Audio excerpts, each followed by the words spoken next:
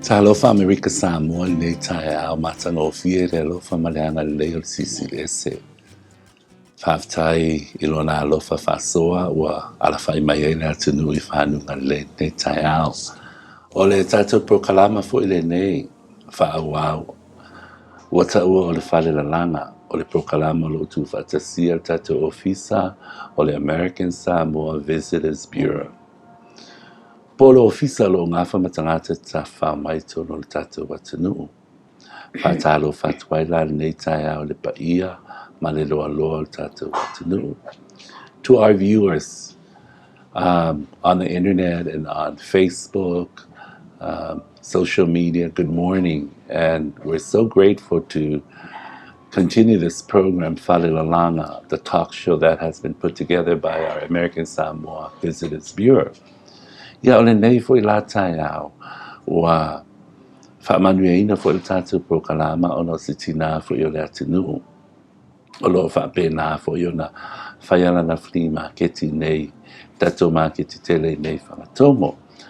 O le au lava nei prokalama, o le whaamalo sia o tātou atinu.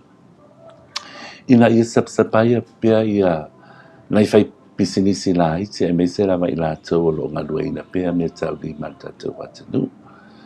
Wa o tātou sila fia fo i le whainga tau nei vai tau le whaamai o mai ai tātou.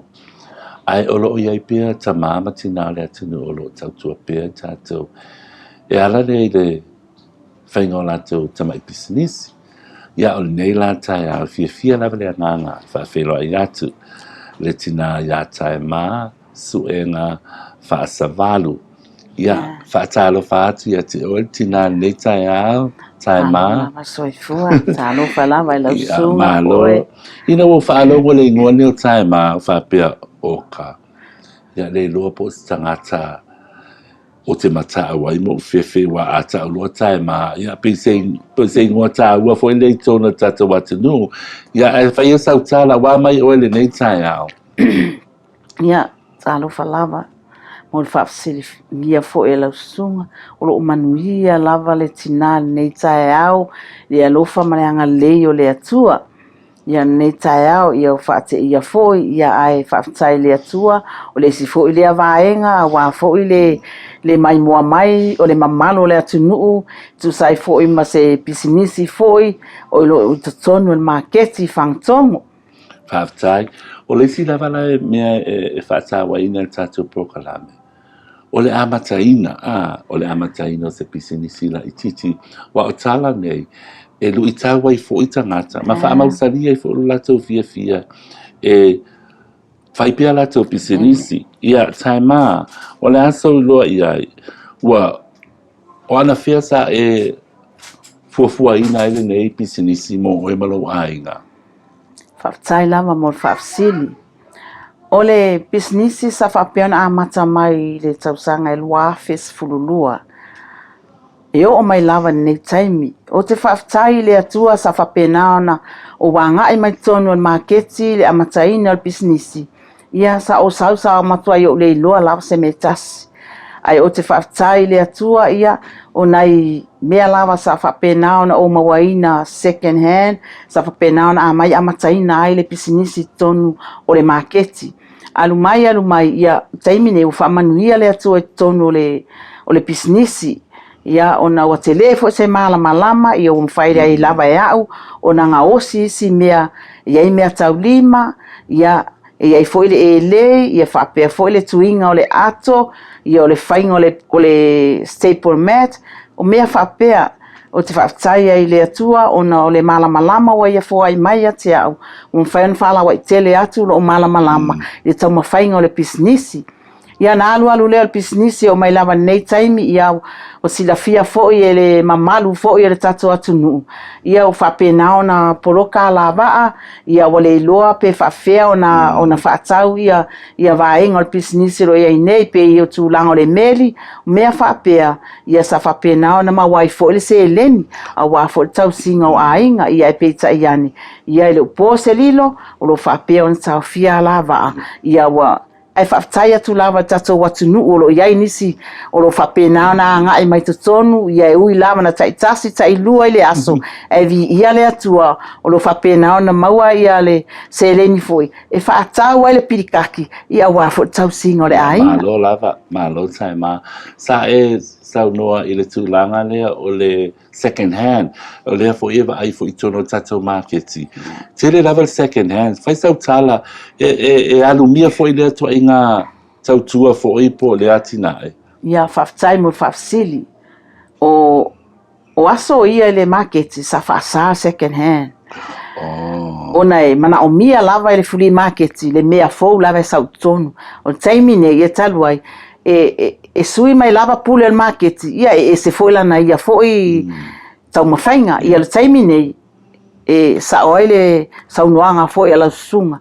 o lo iai second hand taimine tonu al market o nai mea ia e fsosoani nai ainga o lo vai le se leni ai mai se le ai o ninga luenga pe o i lea e fsosoani ngai ainga maua le ofu maua second hand le lua tala maua le ofu i le lima tala ia o le o tūlanga ia o lo whapea ona ngai mai le telo le atunu i tatonu o le market o second hand ia a wa foi ia le tau singa foi ia se tulou sa moa ia mal fa lava ina o fa na le wa tatou le wa la smo mo se tema ia mati a pelila me yuni ulaya kuste ono masina le to sa se meli ai o leva ai pe tono tatou marketi le lau fofonga fia ia ai mai se lava o tina o la se me fa tupula ia le fia o lau fai free marketi i le aso ma le aso e o ono amasina le to sa se meli fa tai mo le fa sili wa saulo so noanga wa leva na le to ia se meli ai o te fa fetai lava ia matou to tonu fo i o le marketi e ui lava na maua fa tau le aso le se mea ai lo matoto a anga lava matou teo mai e teu fa au le lei fa amata ngofie ia to tonu o marketi ia a fa pea foi o le aso wa le ai foi se fa tau e maua ia e mafau lava i le atua e a mai lava i le atua ia taita nei fai businessi le sesi foi metotia e mafai ona tala asia e mawai foi sesi vaenga tupe a fai wale alu le vaenga wale ini meli e to e sau ia e tau lava ona o tamafau sesi metotia e mawa mai le tupe e so soani foi tono business Faftai, wow, le si lea mea wa mai tau ina tatou prokalama, tatou atunu o lo fafonga mai foi. Ua tamawhai fo ia au whai pisilisi nātou, e to e tamawhai sisi au walae. To e vai e po le ase si aikia po se metotia, e mawhai ana wha ngā, a wāpe a whape wa le alu le tele o nei o loa. Wa ai mei se lava ia i la toli nei pe na whai atu fo i stemi wa whāno. O mātou umalawa nei o lo sapsapaia ia le vaenga le o le tuwisi, po tangata ta wha mai, pe a ta wha mai lo tangata i tolo le motu. O i nai vai le tele o le whatau, ali i se Taema, pe se tupe tele taimi pe a mai le meli. Whaftai lava e lau sunga, o lea lava, o le taimi e tau nuu mai ei meli, ai mai se lava le masina e whapena o na saputu mai le meli. O le te le ia o le sivaenga tupe e mawhai o na taia mawaina. Le taimi lo le meri wa foi wale ilonga se sila e a fea to tonu on market. Ia e tele foi ana i tangata e whaatau, e foi na i tangata e mai mana o whapa lalo le tau. Ia e foi na i tangata na leo mai amata mata ma uuru, ia to e tu i lalo, ia tala ao i le pasi. O le hase o loa, wa leo te loa whaisina levana e nei market, si malau free markets. O le hase o loa te loa siri na lawe tangata ta whao mai. Ai a ia ma puletasi. E ingi finge pālangi e fie nei puletasi. Tai lava mo le whaafsili. O lea lava, e lava ona talanoa atu sa taimi wa sola. O le tele o palalangi e whapena o na ngai mai tonu. Ia, e alu lava le, ai mai se lava le ia e lei, lo whapea o na mata te tele le ingoa o Samoa. Le ngata foi le ele. Ia a o le ofu Samoa foi. Ia whapea, ia puletasi Samoa mawhai ona ele ina. Tu sau le sile vaenga e alu lava i le tele o meli. Ia e whai foi masuvenia e loa aile a ngai mai na inei Samoa. Wow, le sina e se senga o le telefo i atunu o pe o tātou e sui lava e tātou tangata ia ma whai e tātou ia la e nei ma whātau atu ia le foi lau mai mua mai tātou atunu ia i lunga nei lau ka se tele o ngā luenga tau lima o lo ia ili ia ai me se fo ia ato nei e tua ia le meri foi lele e sau kou polisiki ia o mea uma lava nei e mawhai ana ngā o sia tātou ali i Taema le ula lea ia o mea uma lava nei ia o le ula tifa ia o le ato ia ai me se foi le pau e se le mana ia le ngā o sia o nei foi mea tau lima o le ase tau ali i se unga le whaawau pēr o ngā luenga nei a ta mama tina i tono tātou atunu. Wa leo te vai atu e tau na o ta mātutua matina mātutua o te le roa le whanau pē i loa ngā osi nei tua i ngā ato whaapea. Lea so i loa e tau na whaawau pēr ngā luenga ta mama tina. Whawhatai lama mo le whaafsili. O te manatu i le tūlanga e te tau pēr na whaawau. Leanga o le mea sina fo i lea tātou Samoa, o le lau Fala e whapena o na lalanga ai le Fala, ia whapena o na tu lalanga ai le ato, ia o tangtanga ai mai fo i Samoa i le ato, ia o lo whaongaina le tuaniu, o le lau niu, ia o le lau Fala, ia e whapea o na tui ai, ia o lewa tō tangtanga ai mai, ia o lewa maua ai le ato, ia ele ngata fo ile ato ia o tangtanga ai mai fo i le nei fo i tuainga ia o le melea e whapena ona ngā osi lava e tu ai meli e tu ai fo i li siki o au whaatau ia whapena ona tautauina ia e te wai fo tutono ia si ako lea se mai si ako lea whaamon mole oka ia pe le ato lea whaile si apo ia o le ale numero al telefoni e mawai oe ia o le numero telefoni o le 251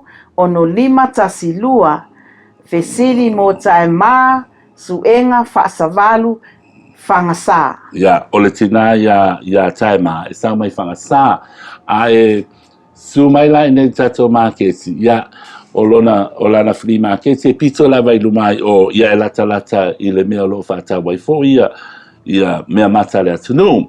Ia se te tu atu la le ato le se le mana ia.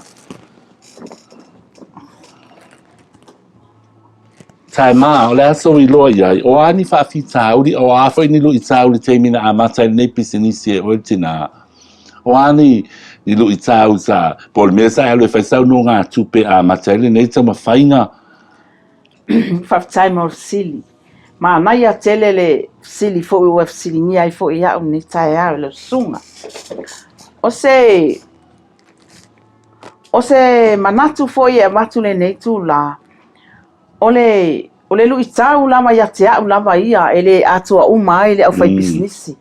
Ai ia te au lama ia ma le manatu fo i sa whapena o me te au i le fausia ina lo businessi. Pena o talanoa atu taimu whano sa o sau te tonu sa o le loa se mea e le titi.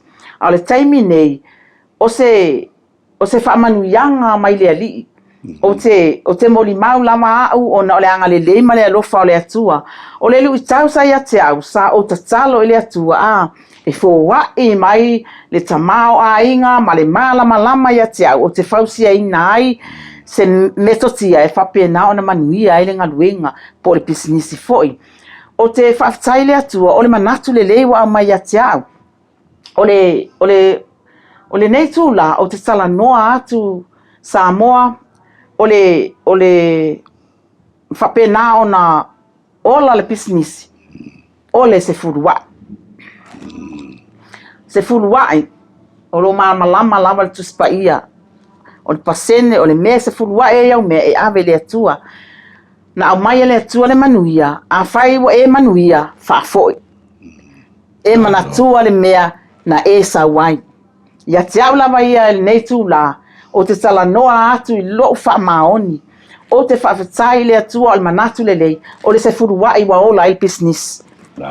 O le tupe uma o te maua uma I totonu o le businessi o te le whaongaina e alu uma I totonu o le se furuwai. Ai o le awala lea na o whaia a toa ai ma le tatalo. Ana pongi tatalo I le atua e fisosoani le pisingisi o ne vai tau wa le aise whaatau ua whapenao na tapunia la waa ai o te whaftai le atua I le manatu mai. O se tali pupu atu lea lau sunga tu sai po I mali. Ia whaftai lava le tina ia Taema mo le whaasoa. For our non-Samoan speakers, Taema was speaking about some of the challenges she has as a small business owner. You know, it's very obvious these days. Ships haven't come in. We don't have any more tourists, but she still has that determination to continue coming here to the market and selling her wares. If I've tell you for ile nganga wa olo ye pia na tamama na tina na ila to tamai pisinisi e foi la ufi fale ainga o na tamama na tina ro fata watu la to mia matsa olo fa wa pia le nga le nga sau tuai ya ele nga tana tu bisi al tato atunu ya nei la watu wa na tato fo nei vai tau ya o le mele tato watu no e mana mia la tato mai e sapsapaya ya na business e to the market I may say for itono tato watu no. What's amazing that we found out with this program is that resilience in our own people to think outside of the box and try to come up with creative ideas to continue to stay in business. Wa mafau foi la vai business inisi awala se li lau sunga a Taema sa e tau noa foi le vai male apaino o le se foi le me wa e se fai sau tala natu na ngai lau business. Ia whaftai lama mo le whafsili. Ia taluai o na wanofo mawhawhau, ia watau le aini whaatau, ia tasi lua. Ia ona o mawhawhau le sisi fo I vaenga e whapena na whalawa I tele le pisinisi. Sa whapea ona o walu whai le laisene o le apainu ma le vai. O le taimi lale nei, ia o whaatau fo le apainu ma le vai I totonu o le free marketi. Ona e sosoani ale ai se whaatau le aso ia ala e maua mai sina se leni fo I le apainu ma le vai e ola I fo I le ainga ia si malo lava ia e whaatai atu ai fo I tata ofisa le DLC ia I le sapsapaya fo I nei tamai business lo I nei markets ia wa fo I le tope le whaina o nati le whaina o la teo lai sene sa e tā ua le tāua nei mea o te tālo. Ia o te rei loa pe te tālo o mana o whai pisinisi pe. Sau no ia tāua le nā tūlanga I le tāta whai pisinisi, Taema. Ia whaftai lava. Tai lava mo le whafsili ni tai au. Ia sa o ela sunga. Te rei loa pelo lotu umane whai pisinisi pe ia. Ia te au lava ia. O te loa lai te tālo Ia te au lava ia pe ia na o whai atu mo o tā ua o le tatalo. Wai le mwhai on tātou whai se mea pe au noa ma le ali I efsosoani I le tau mawhainga o le pisinisi. Wa e le mwhai on tātou o mai tātou a mata mai lunga. O na taola e lava ta ita leo langa e a mata mai lava I lalo. Ia peira mana o tā ua na o sau te tonu te leiloa se me tas. Alu whaftai le atu al whala wai tele le malama. Le alawa I ele nei tai au. Matango fie mai le ali. A o tatalu. Ia peira wana whai atu o tatalo e o lua male mawhau e a mai le atu wa a e tatalo. Tali mai lava le atua ia te oe e ala fo I le se fuluai ai fa maoni lava se fuluai le atua kwa le mea lava le ni tofo mai tatou e le ali ia te au lava ia o le se fuluai a toa matatalo fa manuia I le atua I te tonu la business malo sa no o te loa to te le foi tangata lo mai mo mai ta pro kalama fa pe fia fai sa mai pisinisi pe tina ya Taema o le ase fa la vela vel tato tu no po le nga yo i la tele la na tu le mai tato o tato pe amata nei pisinisi to mo ta o le ase lo ai ala usainga mala ko le mo mo ia faftai mo fafsili ma nai lava le sili vo nei tai ao o te loa na tu mai ele atua tātou le ele tātou te ngai yoi ia nei taimi ia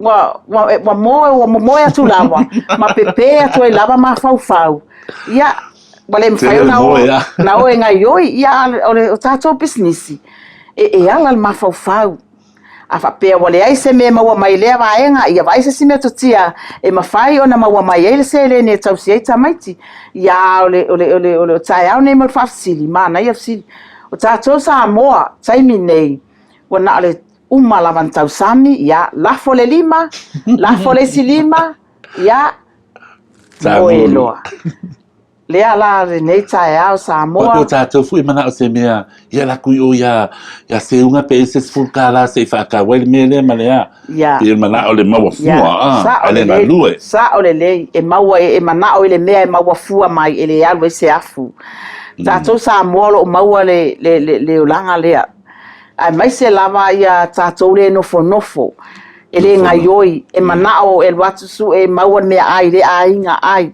ia na le umana ai sau moe o le ane mawhauwhaunga le lei o le a mawhai o nā tina e ilo na ia ainga o le ana o le moe whaamativa ina le ali tangata e moe o le tali atu lea mane wau te ilo le tele o nei me lau maketi wa pe tau te le atu lau maketi tele o fuli maketi e iai ai ala tu ainga bao lesi le me o te ilo e tato business Samoa e se whaatanga ina tangata no mai aita alafu se ya Taema se ave la le persle ma le fatua la sa ai kusi fo ilalo se makulaso le kongi ai ave se ave le tispa ia atina le kalesia ana mi aita alafu faftai mo sili ma nai atele po kalama nei tai au pena e sau no mai o le tūlanga lea a whapea lava e sau se si a te au I se mea. O au, e tutusa ia te au le tangata te masani ma tangata te le masani. A o iai le tū lea I o lo iai le ofisa le estika. Se ia o mai lava na o mei luma. O le tele I o tangata. E o mai a te au e ai tā lafu. E o afe mai wha mole a mai sau lua tā la. A mai sau lima tā la se I o pāsese. Se I uma toi totongi mai. Lea lava taimi, ia te au, o te tuu I ai le tupe, o loo mawhauwhau, o te le mana o I totongi. O te tuu I ai le tupe o na o talanua le iai, ai o e aua toi totongia. O te le mana o I toi totongi. Leanga foi o te iloa, o te fiu e tuli. Wai, pe o na o talanoa atu, o tangata o te masani, ma tangata o te le masani. E ave, o lau tala, au toi totongi, ala na e fiu o e tuli. Ai, o lo iai le atua, o lo so I fua le atua, o ia na te tau I mai atea. O le si lea vaenga I atea au I lo nofo I tonu market. O te iloa, ele te I o mai ne tangata ai tā lafu, o mai se tupe ai, waile na se tupe ai tā lafu. O le fia ai, vange ava Samoa lau whafonga. So o lava se mea. O mea o maketi au mai foi tangata whaatau ele lava tupe o te ave. O te ave, langa lau te ilo, o loo so I fua le atua. O ia na te wha atoa mai, o ia na te wha manuia mai ia te au lea vaenga. O te lea manao e oi le tangata le taungata, mea na ele lea I foi o ata ita lava mea, e pule lava ta ita ftunga inga. E au ai atu o te fsili. O te iloa lava tangata ele lava tupe I fōlinga ma malana tau tala mai. O whai atu lea, ele o lava sau tupe, e fia sau tupe o iai. Tinga lava na oilua, lai pepelo mai, o lai te lele tupe ala whapea mai, na le lima tala. E ave langa. O te iloa, o lesi lea vaenga le fo I e o lai lau business. Langa e whai ma le alofa, tātou Samoa, e ai le loto le alofa e ai le loto le alofa e sosoani fo i lesi nei lai tu la fai so ai awal fai so sao le la sunga awal fai so ai o te talo le atu ai fa manuia i le sangata malo lava tai mal ala talatan fai uta po kalama mala ia fo ta fa soa fa tai fo wo fa long atu ia mai mo mai fo ila tunu o is tangata tu mo le alofa e fa tai fo ile atu lo fa pena ana na vaia ia fuale lei fo ia te oltina i den market ia ole ona o tatou lava po kalama mo le autuisi ole asau fautuanga nei vai taimi i lai pisinisi la i ti lo iai uma tatou lo iai ole asau fautuanga nei fo i vai taimi wa le tala ina ia tatou va ole asau fa malosi mo le au fai pisinisi tono le atunu faftai lava mo fafsili Ula uia I loa ma lau whamalosi le nei tae au le au whai pisinisi fo I la Haiti. E mese lava pisinisi la Haiti. Ia tatou maua le anganga o le onsai. Wai, tatou te le o iloa le nei tau sanga pe a umian tapuni nei ala vaa. Ia te au lava ia e malo lava le tatou onsai. A tonu. O yeise si au wala e mawhai ona a mai ele atua mo I tatou. E mawhai ona alu atu tatou o loa. Ia e mawhai fo ona fisosoani to tonu o business. Ai lo iai fo I tatou watanga tanu ua le sina mea lo wha malo si o tatou prokalama. E ta ua domestic tourism. Ia sau ia oi fai wha turisi ma e sau I le marketi e fisosoani I nai ta maama nai tina o lo iai I le marketi. Mana ia lau wha malo si o no sai. Wha atua wai e au ngā fo I lo sai wha atua ia le atonu po lea masina ia anga le mai le li ia malo lava ia o le nasa moa wa tatou mai moa mai foi ia me se foi latou le paia ma le mamalo le atunu o lo maua mai tatou prokala mai lunga au pena te whailangi o le whasoa na a le tina ia Taema Suega Faasavala ia o ia o lo inei le maketi o le afo ta telefoni Ia, o le tā telefoni, o le 250 ono lima tasilua. Ia, ai fia mai mua fo I la le tele o prokalama. E le na al Fale Lalaga lo o maua le tatou ofisa o le American Samoa Visitors Bureau.